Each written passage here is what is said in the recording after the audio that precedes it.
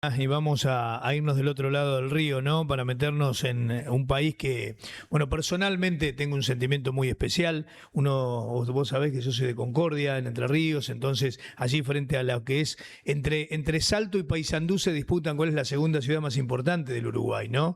Pero nosotros acá en este sector litoral, sobre todo en Entre Ríos, tenemos una relación muy fluida con los uruguayos, tenemos idiosincrasias muy similar y bueno, y podemos ahora cruzar el río y meternos allí en Uruguay, porque el Senado uruguayo aprobó la ley de eutanasia, la llaman la ley de muerte digna y la impulsó el Frente Amplio, ¿no? Y entonces, bueno, queremos conocer más detalles en relación a este tema y le agradecemos la deferencia que tiene para con nosotros Daniel Borbonet, que es senador y que obviamente del Frente Amplio nos va a contar pormenores de este tema. ¿Cómo le va, Daniel? Bienvenido. Muchas gracias por atendernos. Adrián Broski, Alejandra Escala, la saludamos desde Santa Fe, Argentina. ¿Cómo está? Buenos días, un placer poder estar con ustedes. Muy bien, por suerte muy bien. Bueno, es un tema que se habló mucho, que se debatió, que dio lugar a seguramente mucha capacitación por parte de cada uno de los senadores que impulsaron este proyecto que al final salió en el Uruguay, ¿no? Sí, yo te diré que lo más importante fue no el debate del 15 de octubre que tuvimos 13 horas en el Senado, sino que lo más importante fue el debate que se dio en la sociedad en los últimos 10 años. Estos son temas muy sensibles, muy difíciles de argumentar, tanto por un lado como por el otro, y que transversaliza absolutamente cualquier sector, político, social. Y la sociedad de hace 10 años ha puesto la eutanasia como un tema para discutir, que fue madurando, que fue creciendo, que como un proceso de construcción también fue cambiando mucho. Y a nivel parlamentario, hace 5 años que en la legislatura anterior se introdujo la posibilidad de realizar, legislar al respecto. Y también, por distintos motivos, se avanzó, pero no se pudo cristalizar. Y en esta legislatura, sí, avanzamos, primero en diputados y luego en Senado, en donde después de tantos años se legisló sobre algo que también me parece que es importante. No se legisló sobre estar de acuerdo con eutanasia o estar en desacuerdo con eutanasia. A ver.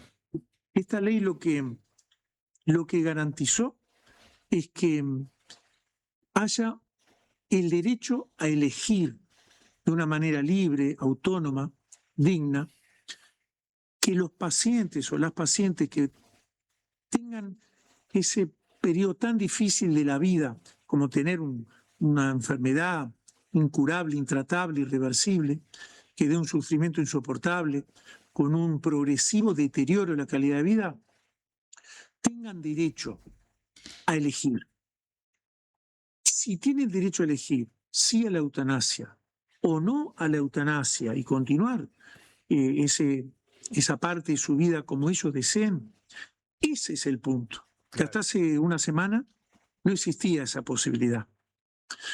Y por eso me parece que está bueno en destacar que quizás como legislador uno esté de acuerdo con la eutanasia o en desacuerdo, pero sí tenemos que garantizar de que aquella persona que realmente lo solicite pueda elegir lo que entienda según su dignidad, sí a la eutanasia. Claro.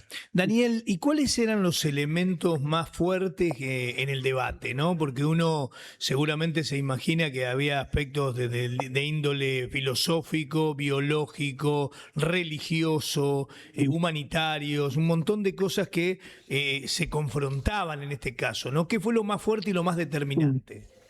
Sí, yo te diré dos cosas. Por un lado, tanto en la Comisión de Salud recibimos a muchísimas agrupaciones, al arzobispo, muchísimas. Y siempre todos fueron, salvo alguna excepción, con muy buen nivel, con sentimientos humanamente, tantos de un lado como de otro. La diferencia radical, ¿sabés cuál fue? Ujú. De que hay quienes pensaban y quienes decían y argumentaban de que esto era un delito. Y como delito que era, no se podía realizar. Hay quienes entendían que era un delito pero que se podía despenalizar al equipo médico que lo realizara. Y nosotros entendemos esos argumentos, pero no lo compartimos. Esto no es un delito, esto es un derecho. Y como derecho humano, es que así se discutió y terminó aprobándose esta ley. Y los derechos siempre, en la lucha de los derechos, han sido muy difíciles. Claro. Nuestro país tiene una historia muy larga. Desde que se creó la legislación sobre el divorcio hace más de 100 años, el derecho al voto a la mujer, el derecho al matrimonio igualitario, el derecho a la interrupción voluntaria del embarazo, son conquistas como derecho humano que obviamente requiere mucho de profundizar los argumentos Claro. y no contraponer, sino entender que hay derechos que algunos tienen y otros no. ¿Tuvo algún Y punto yo en creo común? que esa fue la diferencia. Perdón, Daniel, ¿tuvo algún punto en común? Justamente aquí en la Argentina se aprobó hace unos años atrás también la interrupción voluntaria del embarazo. Digo, ¿tuvo algún punto en común en cuanto a la argumentación y fundamentación de la aprobación de la ley? Mira, más que punto común, yo creo que acá lo que tuvieron ambos, Ujú. es que no obligan. Acá no obliga a nadie, o sea, el derecho a la interrupción voluntaria del embarazo no obliga a que las mujeres embarazadas aborten. Claro.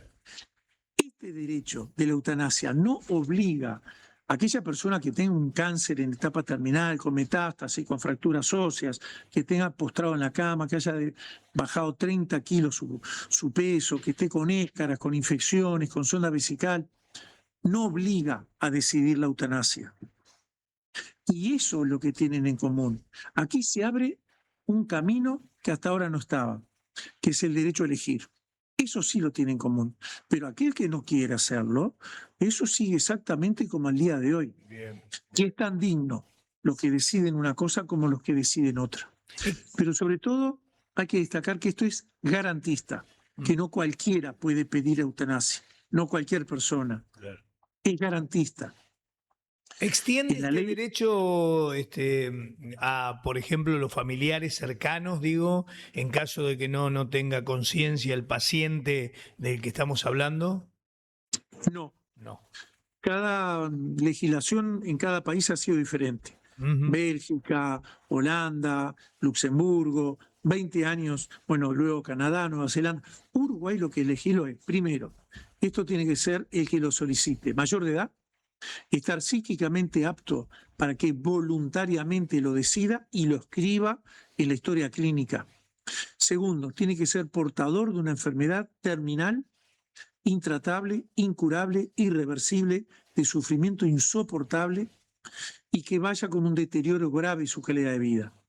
O situaciones que no siendo terminales tengan las mismas condiciones. Por ejemplo, una persona que tenga un accidente, que tenga una sección medular, que quede parapléjico y que después de meses o años de estar postrado, eso sea irreversible, incurable, aunque no sea terminal, pero con sufrimiento insoportable y deterioro de calidad de vida.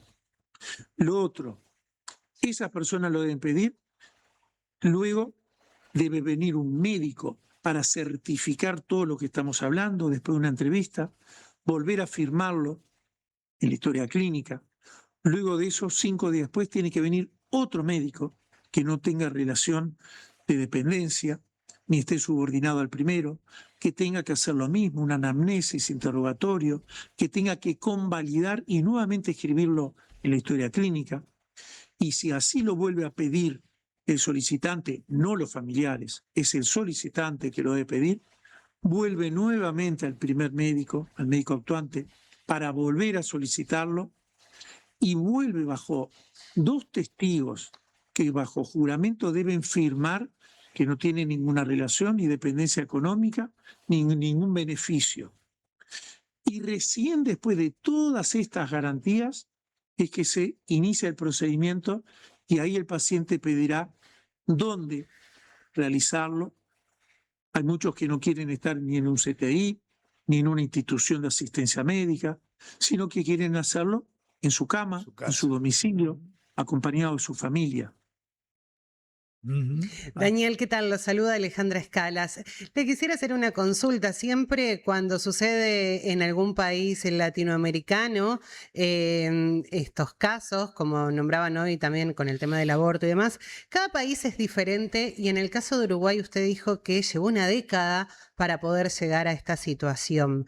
¿Se han contactado desde la Argentina, más allá de a nosotros que nos llaman la atención a los periodistas, pero digo legisladores, porque apenas salió la noticia, le cuento, esto es una intimidad, Daniel, empecé a consultar cuáles eran los legisladores en Argentina o los debates que se dan en Argentina sobre este tema y la verdad que los veía muy sueltos, pero a lo mejor es lo que nosotros vemos y lo que sucede es que a nivel latinoamericano a lo mejor hay alguna situación de reunión, de consulta.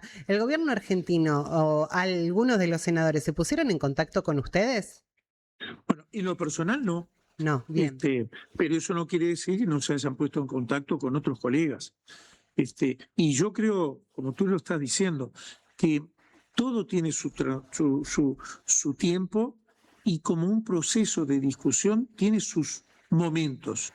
Y cada sociedad tiene sus momentos y su manera de resolver.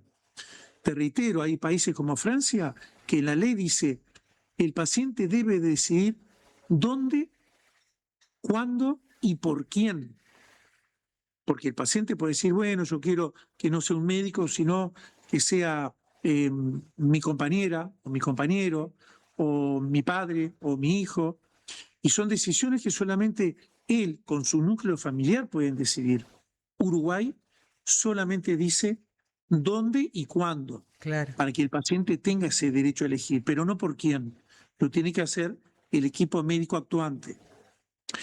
Y yo te diría, nuestro país es un país laico que tiene su historia y con debates. Cada país tiene que encontrar su momento de debate y también es cierto que al tener un país cercano como Uruguay, un país hermano, que legisló de esta manera, seguramente, así como lo están haciendo ustedes, la sociedad también empiece, porque hay muchos pacientes, seguramente, que estén viviendo estas circunstancias que yo les digo, y hoy por hoy no tienen posibilidades de decidir lo que aquí se legisló. Es la sociedad la que tiene que moverse y luego los legisladores actuar al respecto. Daniel. Yo el dato que te iba a decir es que desde el año 2020 hay encuestas que dan que entre el 62 al 77% de la sociedad estaba a favor de legislar por la eutanasia. Y esos son, obviamente, Datos encuestas que tienen que mostrar para ver qué opina la sociedad al respecto. Tal cual. Daniel, me quiero detener en una de las cuestiones, digamos, hay muchos actores cuando hablamos de estos temas y hay uno que usted nombró que tiene que pasar por dos médicos. ¿Cuál es la postura de los médicos en Uruguay en este caso? Qué buena pregunta. Dentro del proyecto de ley, bueno, ahora ley, está también los objetores de conciencia, el derecho a que el equipo médico que por objeción de conciencia entienda que no lo desea realizar por temas personales, filosóficos, no está obligado a hacerlo. Aquí no se obliga a nadie, ni al paciente a pedirlo, ni al médico a realizarlo. Y la institución de donde sea usuario ese paciente debe conseguir otro equipo médico para que realice la intervención que el paciente está solicitando. Por lo tanto, a nivel médico, las encuestas que hemos tenido, que se han realizado por el Sindicato Médico del Uruguay, hay un 82% que están de acuerdo en la eutanasia. Pero cuando tú ves las preguntas que se hacen, si usted la realizaría, allí desciende a un 55%. O sea que también a nivel médico, como hay en toda la sociedad, hay quienes están de acuerdo o quienes no están de acuerdo. Y creo que eso, en un país democrático, está bien que se permita, por objeción de conciencia, no obligar a nadie. Qué bueno y a medida que transcurra el tiempo, los pasos seguirán avanzando y también la sociedad seguirá avanzando al respecto. Qué bueno lo que usted dice, Daniel, esto que inició, creo, la charla diciendo esto. Acá no se obliga a nada, a nadie, sino que se le da la posibilidad de elegir, ¿no? A las personas que están atravesando este momento.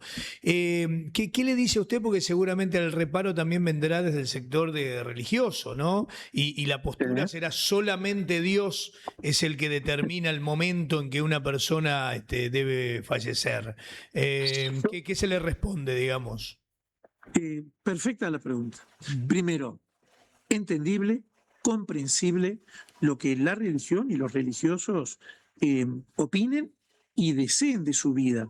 Y hay que comprenderlo y hay que respetarlo, primero que nada. Segundo, las encuestas, una encuestadora Cifra dio del año pasado, una encuesta muy interesante que, entre otras cosas, los religiosos, practicantes y no practicantes, encontró que de los religiosos, mayoritariamente católicos, los que no eran practicantes, o sea, de ir a la iglesia, había un 64% que, a pesar de ser religiosos, estaban de acuerdo con la eutanasia. O sea, 2 de cada 3. Y dentro de los religiosos practicantes, o sea, los que van a la iglesia, los que son practicantes, había un 32% que estaban de acuerdo. 1 cada 3. Por lo tanto, la opinión de las autoridades eclesiásticas no va de la mano con la mayoría de los religiosos no practicantes. Y eso también nos está dando un mensaje muy fuerte, que acá hay vivencias personales, familiares, que están por encima muchas veces de la propia religión que profesa el individuo. Y creo que eso hay que tenerlo en cuenta. Por lo tanto, yo creo que cada país tiene que discutirlo, la sociedad tiene que discutirlo a nivel médico, a nivel religioso, a nivel político, y los tiempos los irá marcando la búsqueda de las respuestas a lo que la sociedad solicita, pide y, en este caso, exige como un derecho, que eso es lo que quiero remarcar. El derecho a decidir no obliga a nadie, pero sí permite la decisión de los que hasta el 15 de octubre no la tenían. Yo le preguntaba hoy a usted, Daniel, acerca de aquellos familiares o personas cercanas que si podían decidir o no, y estoy recordando sin cuestiones muy, de mi parte, muy de estadística, pero sí estoy recordando algunas legislaciones hace muchos años atrás que debatían el tema de desconectar a aquella persona que estaba en vida vegetativa y que los parientes tenían la decisión, digamos, de poder hacerlo. ¿Esto tiene relación con esta legislación o no? Mira, en el año 2013, que se reglamentó en el 2014, Uruguay tiene una ley que se llama voluntad anticipada. ¿Eso qué quiere decir? Que cualquier individuo, cualquier persona puede, en su sano juicio, solicitar y dejar firmado en la historia clínica que, en caso que en un futuro uno se encuentre en una situación como tú me la estás diciendo, en donde no puedo tener en ese momento el sano juicio como para decidir si a nivel médico entienden que estoy cursando una enfermedad terminal e irreversible, pero yo en ese momento no puedo decidir porque no estoy consciente, firmo ya de no hacer más el tratamiento y dedicarme exclusivamente a un tratamiento sintomático, paliativo y nada más. O sea, se interrumpe el tratamiento ante mi voluntad. Bien. Y eso hoy ya existe. La diferencia con lo que yo te estoy planteando, que se legisló ahora, es que acá no. Acá lo que es necesario es que sea el propio paciente, voluntariamente y estando bien psíquicamente, el que decida anticipar su muerte. Son dos cosas diferentes, pero sí es un antecedente jurídico muy importante. Ujú.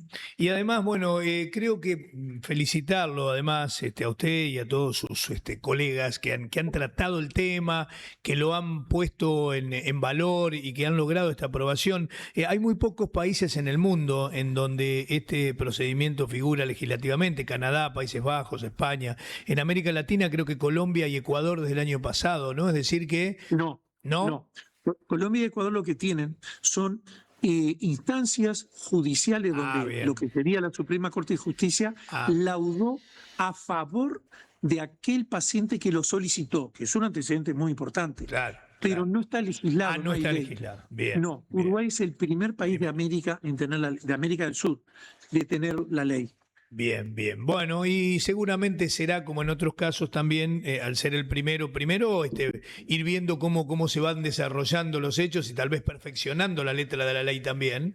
Y en segundo lugar, como le decía Sí, recién Alejandra, también el puntapié inicial para que otros legisladores de países americanos empiecen a tratar el tema, por lo menos, sí. ¿no? Yo más que otros legisladores, que me parece muy buena la opinión de tu compañera, Ujú. es la sociedad. La sociedad. Es la sociedad la que tiene que embebirse y ponerse adentro ese derecho que solamente lo pueden tener aquellos que son familiares o los propios pacientes de los que están sufriendo esta situación tan tremenda como es no poder, por una esclerosis lateral amiotrófica, no poder moverse, luego no poder caminar, luego no poder deglutir, tragar y por último saber que no va a poder respirar.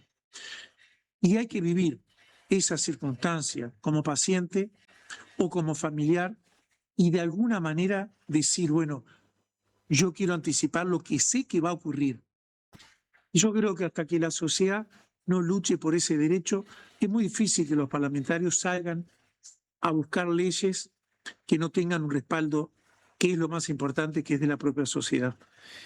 Daniel Borbonet. ¿Es montevideano usted, Daniel?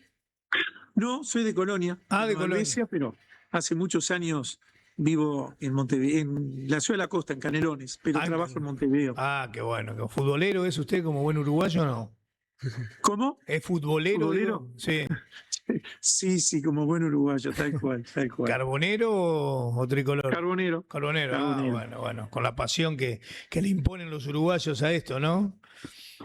¿Eh? Sí, sí, sí, sí, bueno, ustedes también, ustedes Sí, también. sí. Yo tengo el honor de gozar de la amistad de uno de los, para mí, el mejor narrador de fútbol de habla hispana, como Víctor Hugo Morales, ¿no? Nacido allí en Oh, Cardona. bueno, de Cardona, muy cerca de donde es mi ciudad, que se llama Nueva Helvecia.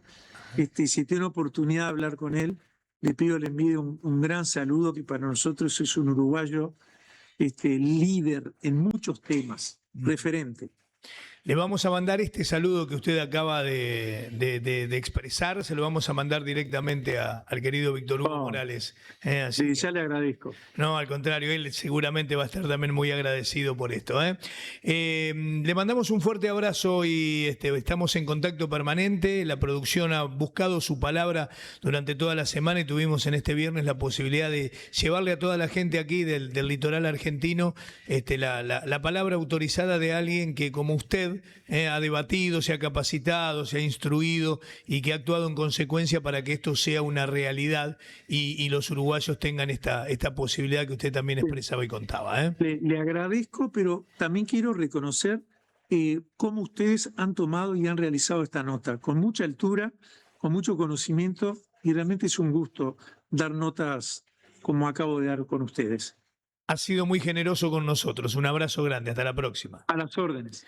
Allí estaba Daniel Borbonet, es senador del Frente Amplio, explicando esta ley de eutanasia, ¿no? De muerte digna en la República Oriental del Uruguay, promovida por el Frente Amplio y que da, como bien decía Daniel, la posibilidad y el derecho a elegir. ¿No? Aquí no es, porque muchas veces yo creo que hasta en titular la ley ya se está desfigurando la situación. Es la ley de la eutanasia, por la cual se dispone que una persona puede elegir puede elegir su propio destino en este caso. No tiene la obligación ante una enfermedad terminal de tener que terminar con su vida, muy por el contrario. Entonces, informándonos, recurriendo a la palabra de las personas como Daniel, que nos pueden explicar, uno puede entrar en el debate, por lo menos, ¿no? Con Tal, argumentos sólidos. tal ¿Sí? cual. Y es una realidad también, Adrián. Vos sabés que cuando conocimos la noticia que en Uruguay se había aceptado, empecé a consultar qué pasa en nuestro país. O sea, ¿dónde está el debate dado? ¿Están en las universidades? ¿Está en las calles? No, la verdad que hay muchos actores sueltos dando vuelta. Y bueno, tardó 10 años o más en generar este debate a nivel sociedad acá en el país hermano. Ahora, bueno, hay que ver si nosotros estamos preparados para dar este tipo de debate, ¿no?